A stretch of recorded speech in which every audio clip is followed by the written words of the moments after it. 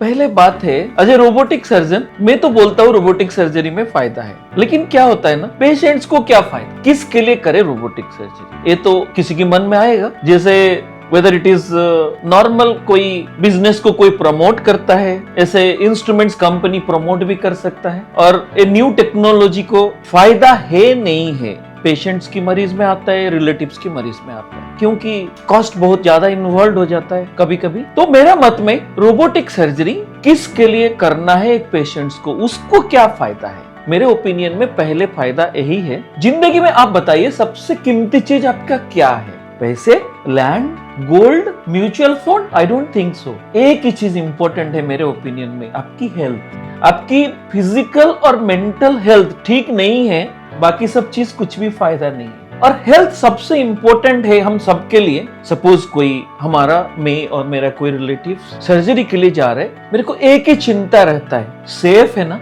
कोई प्रॉब्लम तो नहीं होगा ना, ये तो कॉमन क्वेश्चन है ना। तो सेफ्टी, उसी के लिए ही रोबोटिक सर्जिकल इंस्ट्रूमेंट्स है। ये कोई भी सर्जरी को बहुत ज्यादा सेफ करता है। The safety level is so high, complications नहीं होता है, प्रॉब्लम दोबारा कम आने की चांस है।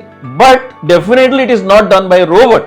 It is done by an experienced doctor who handles the robotic instrument in such a way that precision बढ़िया है, complications कम होगा, बट सर्जन्स को भी रेस्पॉन्सिबली इंस्ट्रूमेंट्स को इस्तेमाल करके उसको पेशेंट की बेनिफिट करने के लिए यूज करना है। That is number 1। तो पहले मेरे ओपिनियन में रोबोटिक सर्जरी क्यों करना चाहिए, सेफ्टी, सेफ्टी एंड सेफ्टी। दूसरा बात है, सर्जरी की बात नाम सुनने में, मेरा एक छोटा सा कट होने में मैं बोलता हूँ पहला क्वेश्चन, एक इंजेक्शन में भी मेरा पहला क्वेश्चन रहता है दर्द। दर्द नहीं होगा ना, ये तो दूसरा बात है। आपको बताऊं, जब हम पेट काट के बड़ा सा 40 सेंटीमीटर का एक कट करके सर्जरी करते थे, पेशेंट 2-3 दिन बेड से नहीं निकल पाता था, और उसके साथ साथ क्या होता है, ब्रीदिंग नहीं ले पाता है, चेस्ट में इन्फेक्शन वेरी कॉमन था। एम्स की जिंदगी में कॉमनेस्ट कॉम्प्लिकेशन इज चेस्ट का निमोनिया। हम सर्जरी यहाँ करते हैं, निमोनिया से पेशेंट परेशान रहते हैं। और दूसरा बात है, आया लेप्रोस्कोपी। लेप्रोस्कोपी में पेन तो कम है ओपन सर्जरी से, बट जब हम लेप्रोस्कोपी और रोबोटिक दोनों किया, हम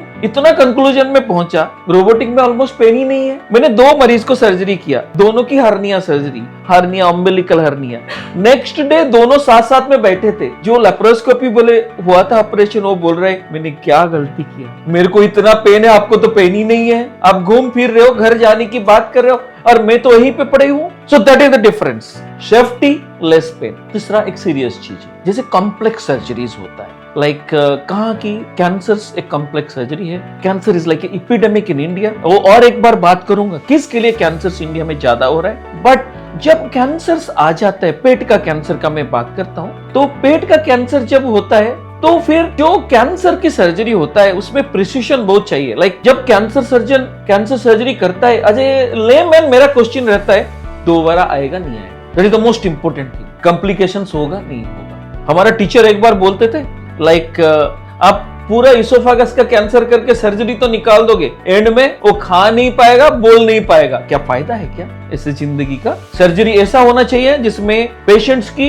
क्वालिटी ऑफ लाइफ, कॉम्प्लिकेशंस नहीं होना चाहिए, दोबारा कैंसर नहीं आना चाहिए। एक कैसे होगा, जब आप लेशर इंजुरी सराउंडिंग ऑर्गन्स को करोगे। लाइक ट्यूमर ओनली एक पार्ट ऑफ इसोफागस में है, we should not injure the surrounding organs. But जब पेट काट के करते हैं, हाथ बड़ा है, अब जाके ट्यूमर निकालते हो, आसपास का नर्व्स, वेसल्स को डैमेज भी होता है। In laparoscopy it is less, and in laparoscopy the ergonomics is such that we can't go to inaccessible locations, remove the tumour, put a stitch, put join them together, difficult है। Robotic जब आया, it is such a great platform in which the surgeon controls the patient's surgery and you reach inaccessible, जहां पे पहुंच नहीं पाएगा हाथ, वहां पे वो इंस्ट्रूमेंट पहुंचता है, और जैसे हाथ सर्जरी करता है वो ऐसे ही करता है। In that way it gives less complications, less recurrence in cancer surgery। देखिए हर्निया, आप देखेंगे कुछ लेडीज बार बार ऑपरेशन होते होते, क्या हर्निया जो होता है, हर्निया एक बार ऑपरेशन हुआ, 2 बार हुआ, 3 बार हुआ, एक complex hernias can be best treated with robotic instrumentation. Difficult gall bladder में काफी बार बोल चुका हूं, जब गैंग्रीन हो जाता है, डायबिटिक होता है, उस सिचुएशन में टू सेफली